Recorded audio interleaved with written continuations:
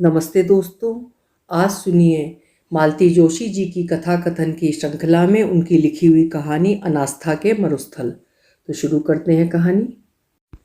अंतरंग से बाहर निकले तो देखा झमाझम पानी बरस रहा है। भीतर बैठकर मौसम के इस बदले मिजाज का पता ही नहीं लगा था। अब उतनी सी जगह में इतने सारे लोगों के साथ खड़े होकर हम लोग भी बारिश के रुकने की प्रतीक्षा करने लगे।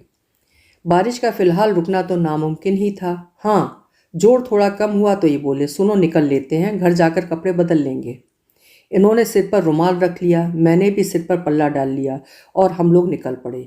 पहले तो किनारे किनारे चलना चाहा, पर वहाँ छत से परनाले बह रहे थे। फिर सोचा जब भीगना ही है तो तरतीब से भीगेंगे। वैसे भी प्रवेश द्वार तक पहुँचते पहुँचते तरबतर होना ही था। मैं संभल संभल कर सीढ़ियाँ चढ़ रही थी। मैंने देखा मुझसे कुछ आगे एक और महिला भीगने की परवाह न करते हुए चल पड़ी हैं। वे मुझसे भी धीरे चल रही थीं। लग रहा था काफ़ी बुजुर्ग हैं और शायद उनके घुटनों में भी दर्द है। कुछ देर बाद मैंने उन्हें पीछे छोड़ दिया था। गेट पर पहुंचकर ये बोले, तुम यहीं रुको, मैं गाड़ी लेकर आता हूँ।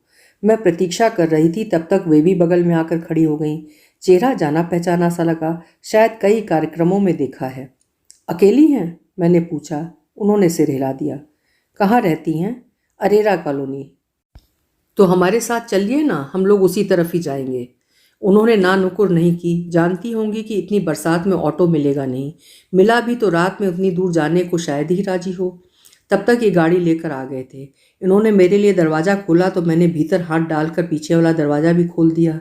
इन्होंने प्रश्नार्थक दृष्टि से देखा। उधर अरेरा कॉलोनी में ही रहती हैं, ड्रॉप कर देंगे। अब इतनी रात ऑटो कहाँ मिलेगा? मैंने बताया। इन्होंने मुंह बना लिया पर कुछ बोले नहीं। हम दोनों के बैठते ही चुपचाप गाड़ी स्टार्ट कर दी। आपको अक्सर कार्यक्रमों में देखा है, हमेशा अकेले ही आती हैं ना? हाँ, अब तो अकेली ही हूँ, पर शौक है कि छूटता ही नहीं। शौक क्या, ये तो एक तरह से मेरे जीने का सामान ही है। घर पर? मैंने जानबूझकर वाक्य अधूरा छोड़ दिया। घर पर सब हैं, बेटा है, बहू है, पर उनकी अपनी मसरूफियतें हैं। मेरे साथ कहाँ तक घिसटते रहेंगे?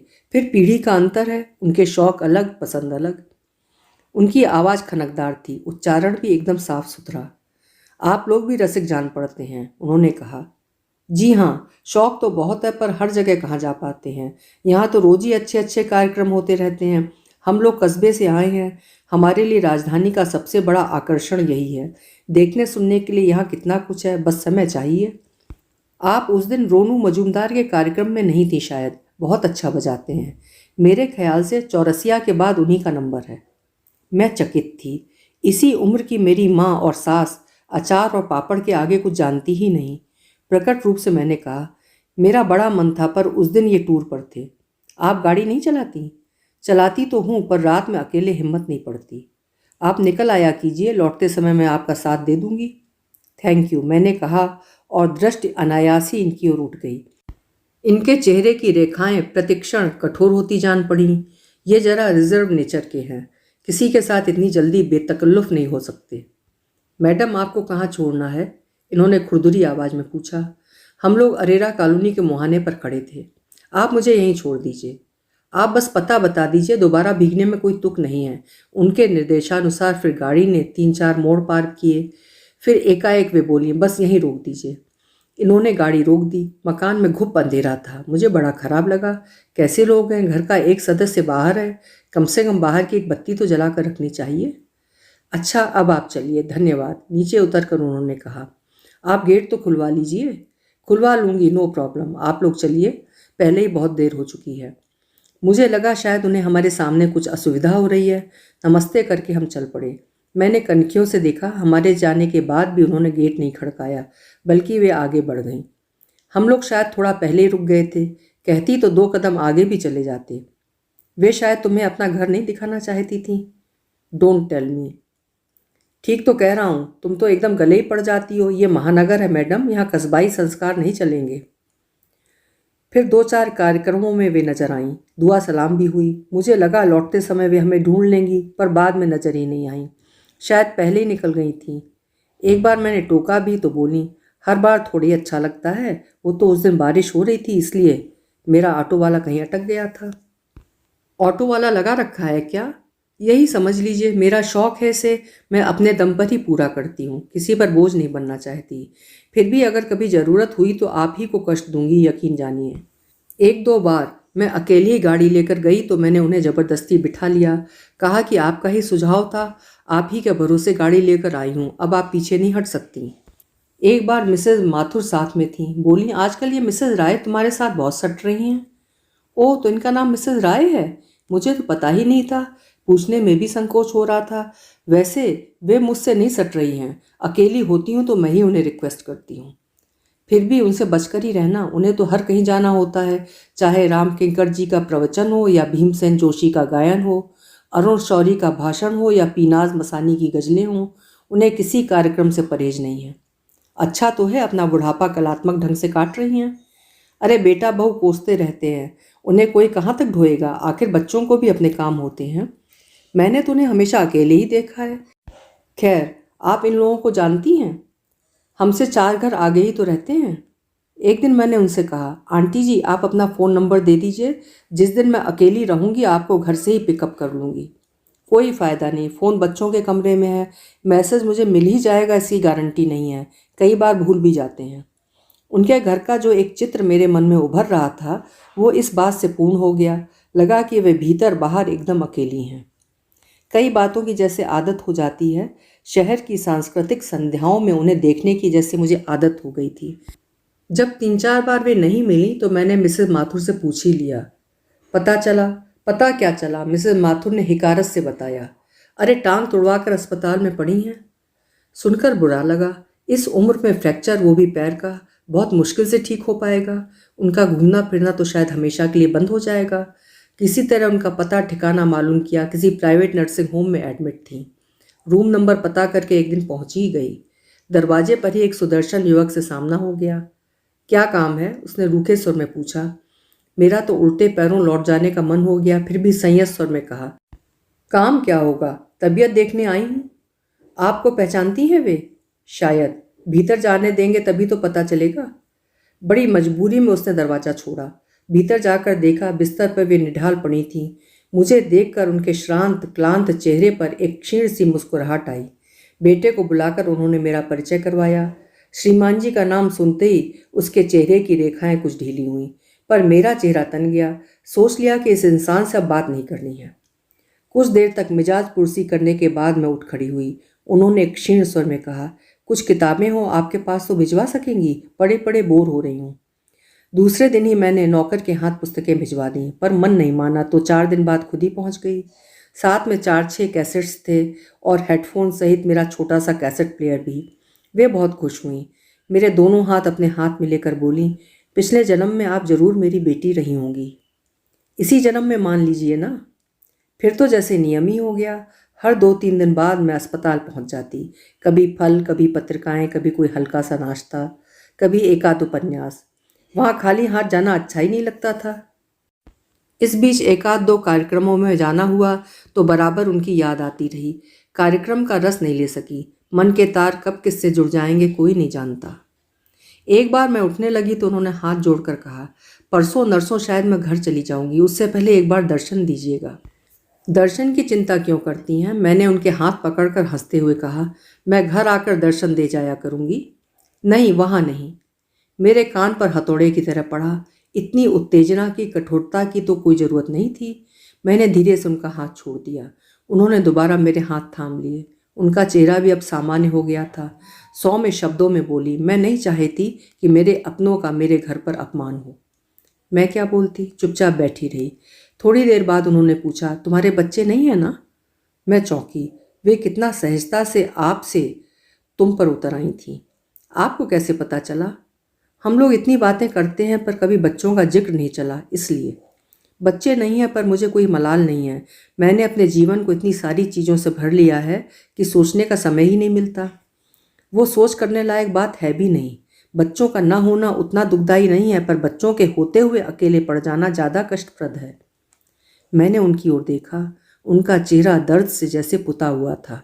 फिर भी मैं अपनी उत्सुकता नहीं रोक पाई। आप बुरा ना माने तो एक बात पूछूं? मैं इतनी बार यहाँ आई हूँ पर आपकी बहू को कभी नहीं देखा। बेटे को भी बस उसी दिन देखा था। ऑपरेशन वाले दिन दोनों आए थे।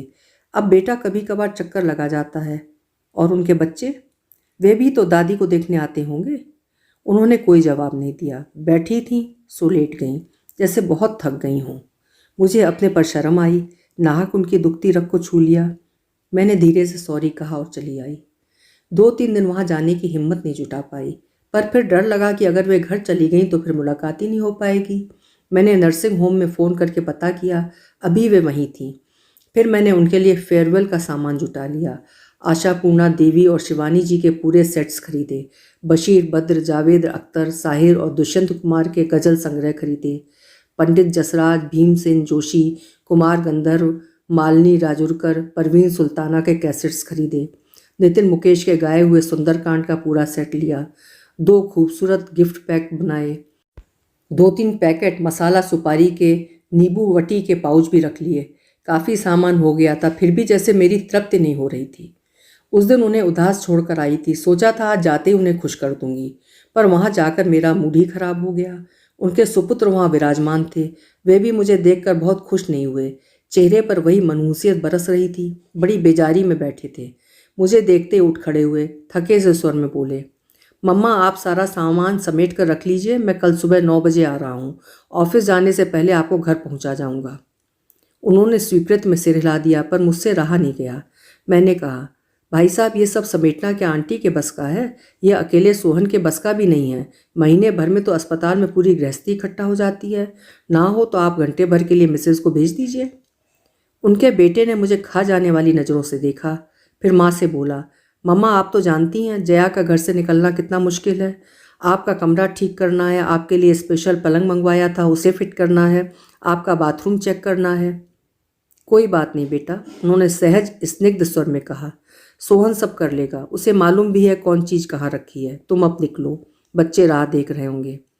बेटा जैसे इसी आदेश की प्रतीक्षा में था, फौरन उठकर चल दिया। कमरे में जब हम दोनों ही रह गईं तब मैंने कहा, आंटी घर जा तो रही हैं, पर वहाँ आपकी तीमारदारी कौन करेगा? बहू तो ये सब करने से रही और सोहन से आप करवा नहीं सकती। सोहन से कैसे करवाऊंगी? बूढ़ी हूँ तो क्या, औरत तो हूँ। इसीलिए मैं यहाँ 8-10 दिन ज़्यादा रह ली। मुझे तो पिछले हफ्ते छुट्टी मिल रही थी, पर मैंने मना कर दिया। कहा कि ऐसी असहाय अवस्था में घर नहीं जाऊंगी।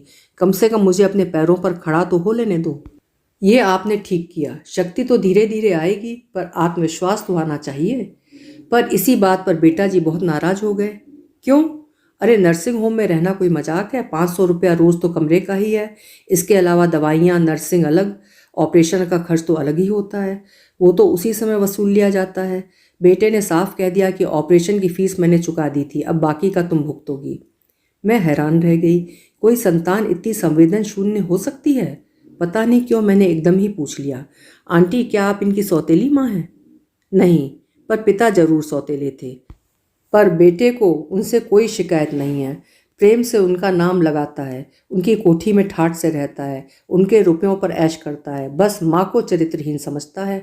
क्या बात करती हैं? सच कह रही हूँ। उसका कहना है कि इस देश में लाखों औरतें पति के नाम पर जिंदगी गुजार देती हैं, नौकरी करके बच्चे भी पाल लेती हैं। आप ऐसे त्याग और तपस्या की ज़िंदगी क्यों नहीं बिता सकी? दूसरी शादी करके आपने सिर्फ अपना भला किया, पर मेरा घर परिवार, आत्मीय स्वजन, कुल गोत्र जाति सब कुछ छीन लिया।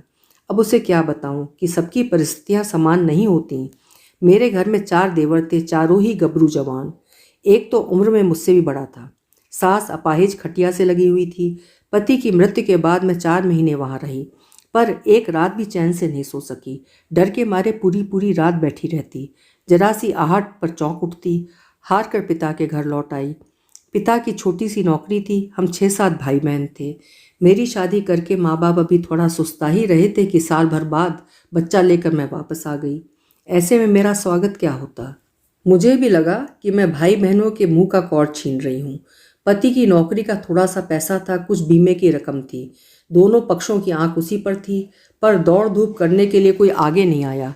जिसने मदद का हाथ बढ़ाया वही शक के घेरे में आ गया। अविवाहित होना ही उनका सबसे बड़ा जुर्म था। फिर हमने तंग आकर उस शक को सच में बदल दिया। मुझे एक सशक्त सहारे की जरूरत थी, उन्हें एक सुलझा हुआ साथ चाहिए था। तीनों घरों में बहुत विरोध हुआ, तो हम अपना बोरिया बिस्तर समेट कर यहाँ चले आए। भाग्य से कारोबार चल निकला। जीवन की धारा ही बदल गई। राय साहब ने मुझे वचन दिया था कि तुम्हारा बेटा ही संपत्ति का एकमात्र अधिकारी होगा, इसलिए हम लोगों ने दूसरा बच्चा भी नहीं होने दिया। अब लगता है कि मैंने गलत किया, कम से कम वो तो मुझे आदर मान देता। इतनी लंबी गाथा कहते कहते वो हाँफ सी गई थी। निढाल होकर थोड़ी देर लेटी रहीं। लगा जैसे बहुत दिनों बाद उन्हें अपनी बात कहने का मौका मिला था, इसलिए वे धारा प्रवाह बोलती चली गई। मुझे तो लगा कि अपने बेटे को भी उन्होंने ये सब नहीं बताया होगा।